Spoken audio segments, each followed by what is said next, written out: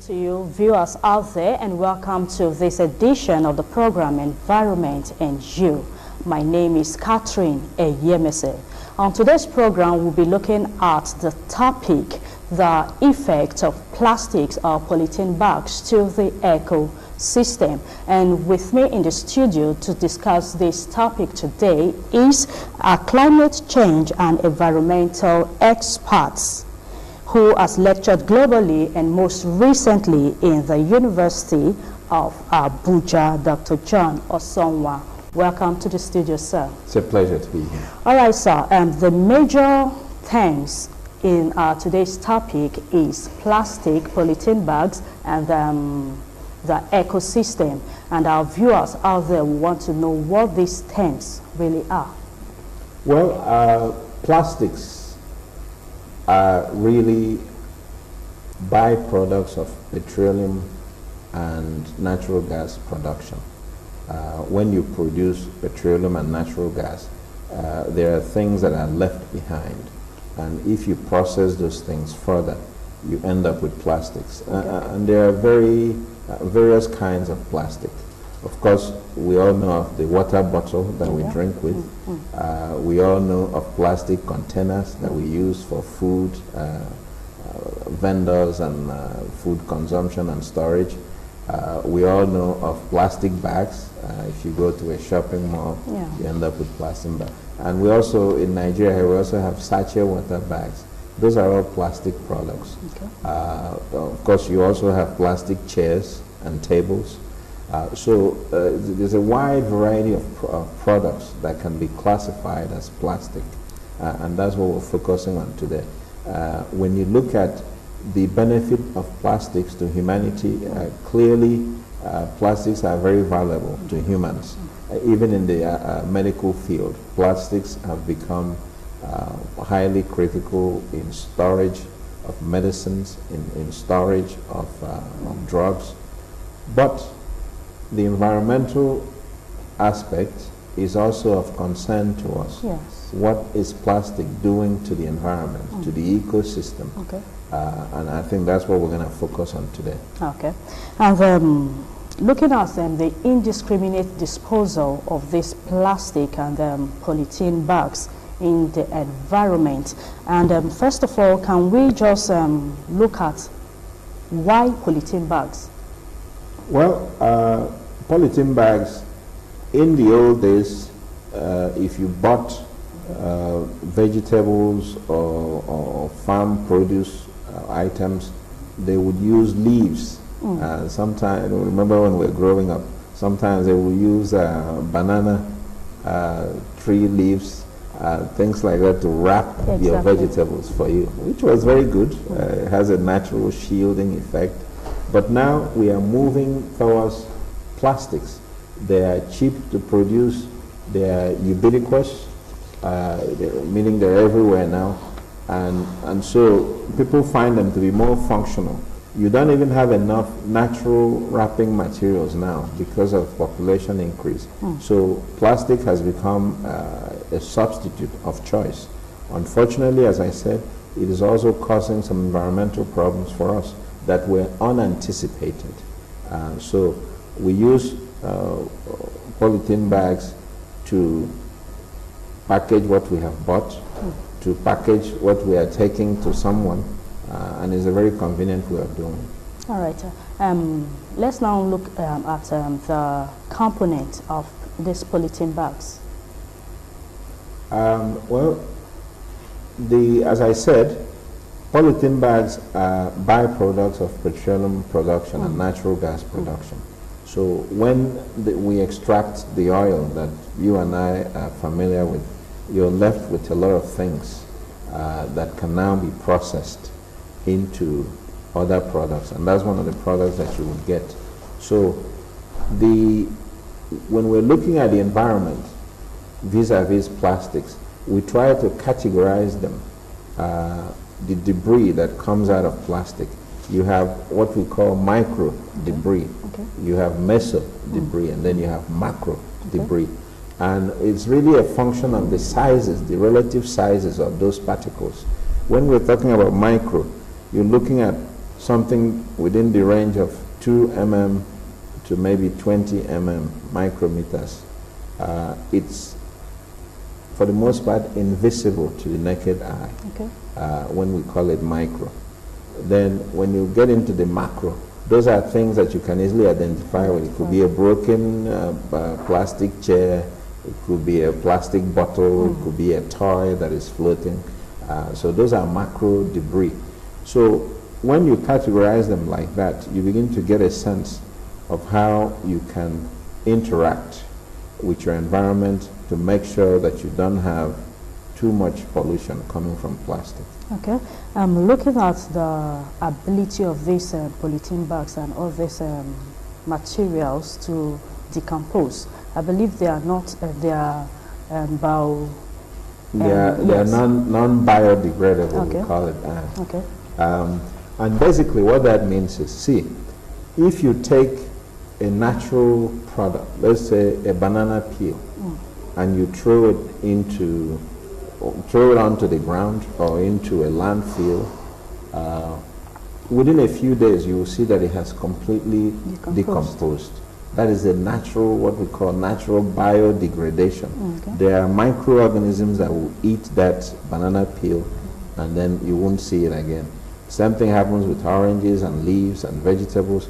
But when you have plastic, that natural biodegradation doesn't happen because the microbes, those tiny organisms, cannot eat the plastic.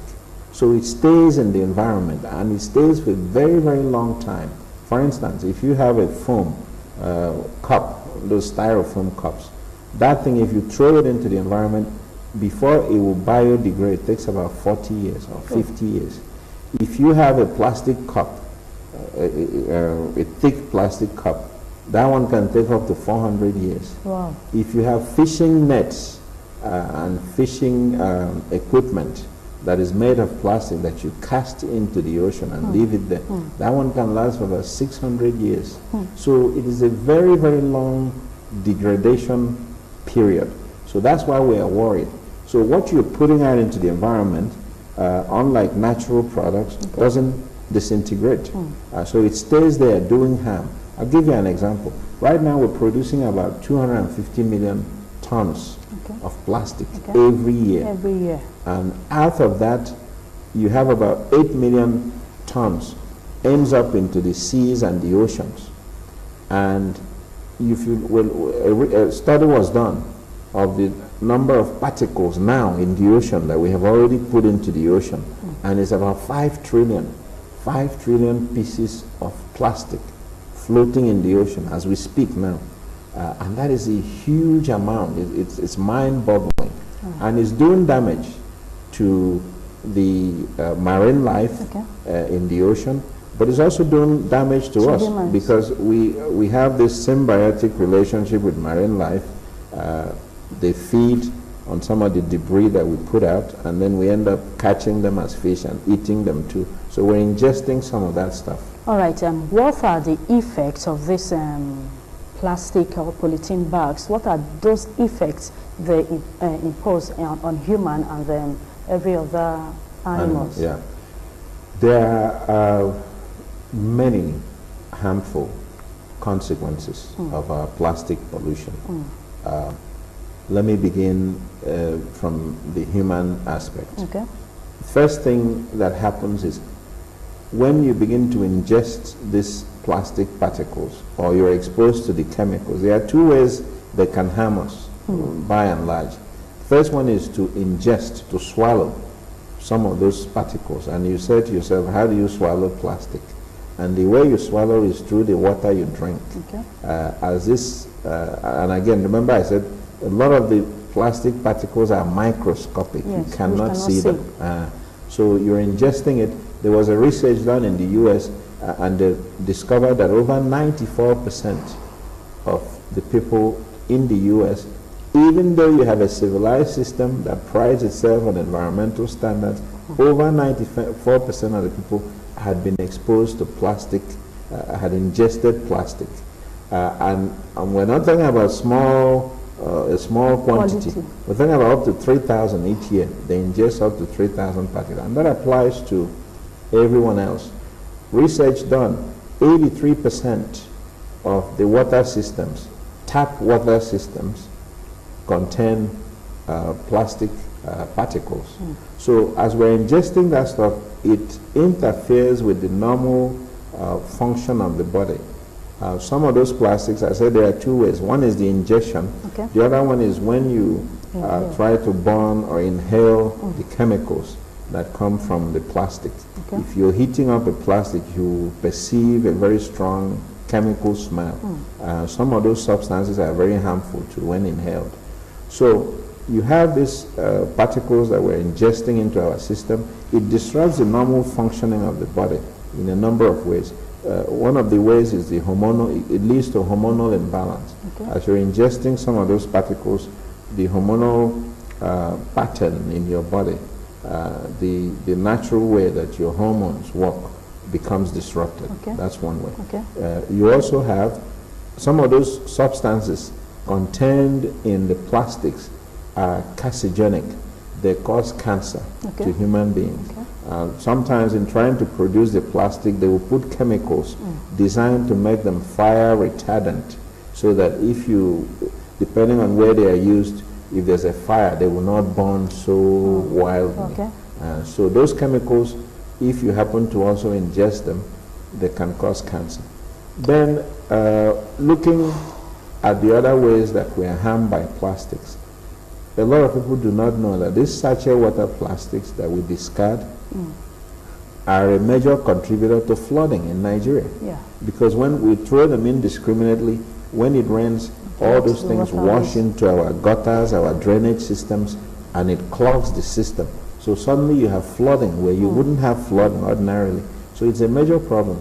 Then the other way that plastic is harming us is plastic, when it rains, they collect puddles of water. It could be a sachet water plastic, could be a polythene bag, and those puddles become breeding grounds for mosquitoes. That's where they like to breed, in small stagnant water and other disease vectors. So from an environmental perspective, plastic can also be very harmful if not handled properly. Yes. All right. And talking about, like you said earlier on, that when these polythene bags or plastic are being disposed indiscriminately, they flow into the ocean, and then I believe it also affects the marine life. Yes, it does, and in a very profound way. Research has shown that the over 90% of birds, seabirds that feed and interact within the ocean environment are exposed to plastic pollution. In some cases, they've done research, you will see that the average bird has about 30 plastic particles in its stomach. And the same goes for sea turtles, the same goes for other marine fishes. When you have that kind of ingestion into the stomach, it interferes with their digestive processes. So a lot of them die off. And when they die, the natural process in the ocean is disrupted. So it's a very serious problem for marine life and seabirds. The other problem we have with plastic is sometimes plastic that is discarded entangles marine life. You see that with dolphins, with sea mammals, you see that with fish.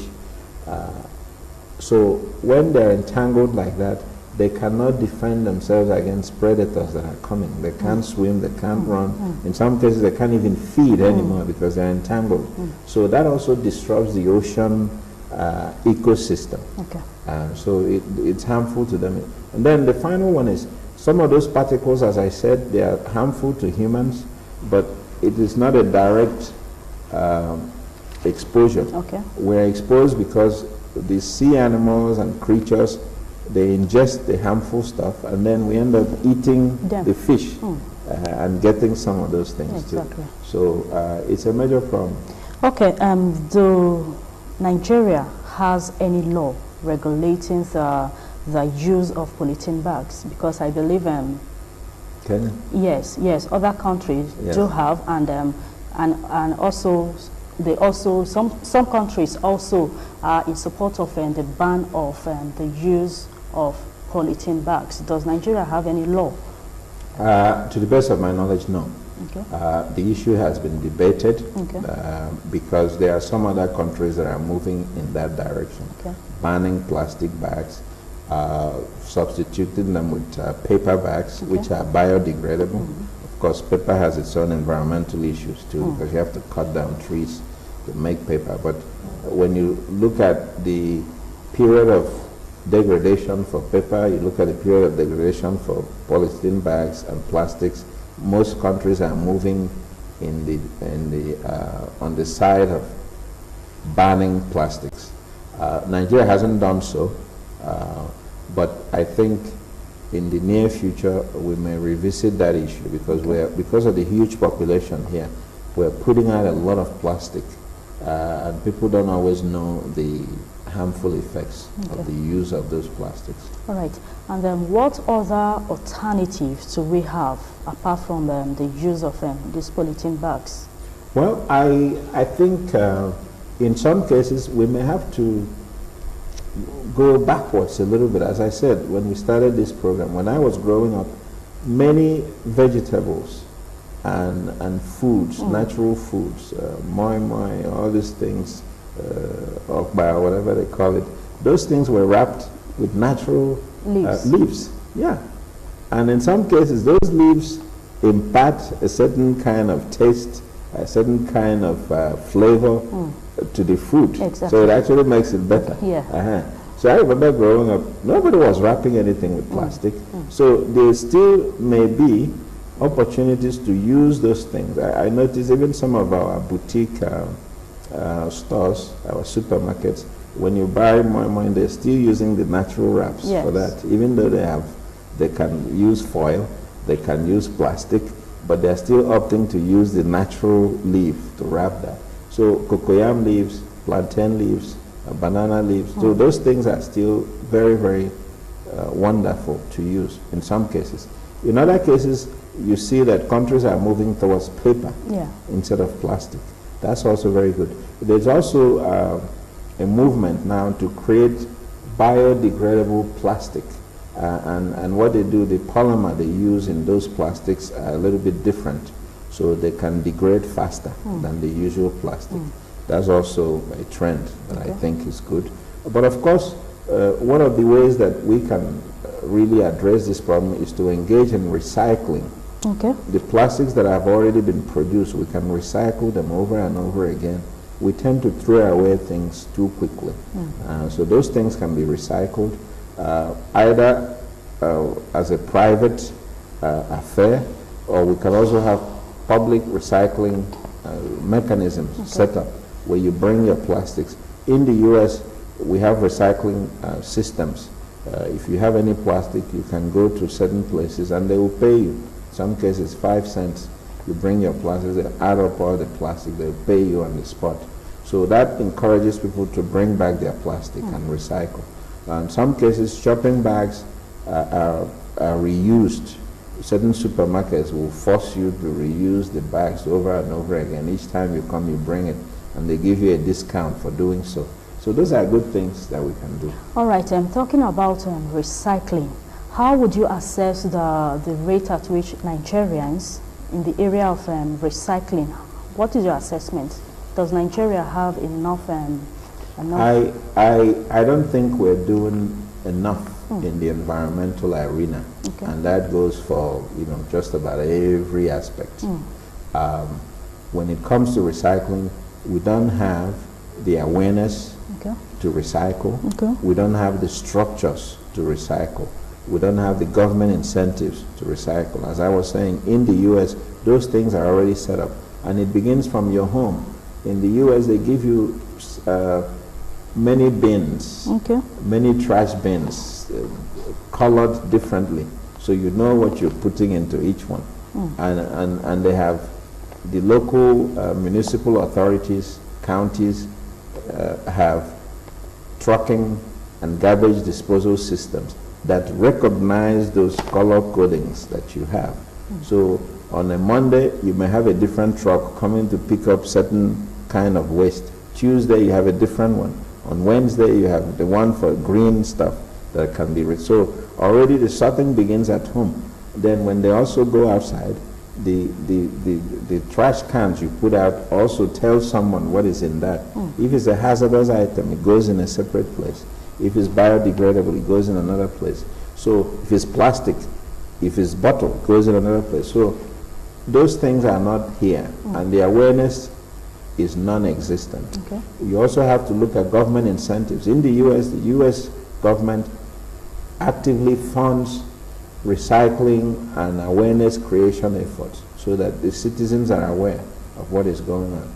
And that goes for other countries, even in Africa here. Let me not point to the U.S. Okay. So those things are not in place. So we need to do more in terms of awareness and structures. Okay. And you have advised that individually we should go back to the base, to the basis where we use leaves, papers, and to wrap up our food items instead of plastics, because it poses a lot of dangers to Nigerians and to the environment at large. And then the government, where do they come in? What is expected of them in order to help put an end to this environmental issue? Yes. As I said, in most cases, what works is a mixture of what we call carrots and sticks. You would come up with positive legislation which says, thou shalt not do X, Y, Z. Some countries have done it. Some countries have said, look, we are not going to use sachet water bags anymore for water. We are not going to use polythene bags anymore for shopping. Some countries, even in Africa, have done so. So that one is what I call the stick approach. Then you also use the carrot. The carrot is what I spoke of, where they say, if you bring back some of these plastics, we will pay you, or we will give you credit towards your shopping. So your shopping bill, let's say you were going to spend 5,000 naira, it becomes 4,200. So that gives you an incentive to bring it back to that particular shop or supermarket, and they will now reward you for doing so. And usually government subsidizes those things. So we need both. You need the stick approach, we need the carrot approach. All right. And then finally, Dr. Osonwa, the rains are here. Yes. And Nigerians are known to trashing, indiscriminately. Yes. And then from what you said earlier, whenever these polythene bags are being dumped indiscriminately, they block our waterways, and at the end, it leads to flooding. Yes. And what do you have to say to Nigerians out there in order to help minimize this? Yes, I think every year I say this, we are getting into the rainy season. It's coming on slowly. This is a perfect time for individuals, for estate associations, for communities to take a Saturday morning and say, look, we are going to clean our drainage systems. Everybody come out. Bring your shovel, bring your rakes, bring whatever you have. Let us go and clean all our gutters and drainage systems. And you'll be amazed what you will dredge up. And then when you bring that, don't just pile it right next to the gutter, as I've seen. They will clean this thing, pile it next to the gutter. Within a week, it's all back in. And then next year, they repeat the process. It doesn't make sense. So when you pack all those things, remove them. They can go to a landfill. They can go to a place they'll be buried. In some cases, they can be burnt. So you have a clear drainage system. It will go a long way in reducing flooding this year. Another benefit you will derive is by removing all those plastics, you will now deprive mosquitoes and other harmful insects the opportunity to breed in millions and come back and kill your children with malaria and other things. So from an environmental perspective, it is a good thing to do, and this is the right time to do it. All right. Thank you very much, Dr. Osonwa. We'll be talking to an environmental expert, Dr. John Osonwa, on the topic, the effect of polythene bags and plastic in general to the ecosystem. And I believe you must have learned a lot from this interview segment. And that is how we'll wrap up today's segment of the program, Environment and You.